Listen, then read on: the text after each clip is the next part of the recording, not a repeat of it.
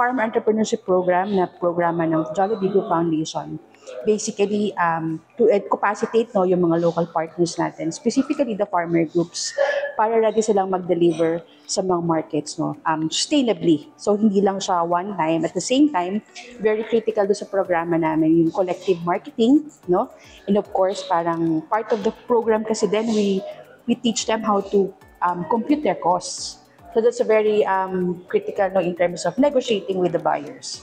We don't directly work with the farmers. Importante sa amin yung mga local implementing partners na directly na tumutulong sa farmer groups. Sila yung iti-train namin, and then sila naman yung mag-train sa mga farmer groups. Pero before sila makasali dun sa programa, like what Taki mentioned, mahaba yung steps, pero nakita naman natin kung yung mga farmers natin, di ba, over the years, talagang kinaya naman nila na mag-deliver. Pero very critical sa amin yung agro-enterprise clustering approach na steps, na pagdaanan yon kasi proven and tested na talaga na magiging sustainable yung partnership kung dumaan sila sa training na yun.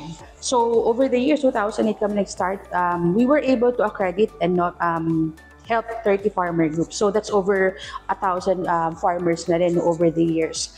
And then yung delivery sila actually umabot na ng 100 metric tons din. Parang over the years, parang I think yung value din nung kanilang produce na binigay sa amin, that's 100 million na rin. So aside from providing sustainable access to food, siguro isa rin sa mga maging outlook siguro ng foundation is to also empower din yung mga smallholder farmers natin na hindi lang nila itrato yung sarili na magsasaka lang kami, kundi magsasaka kami.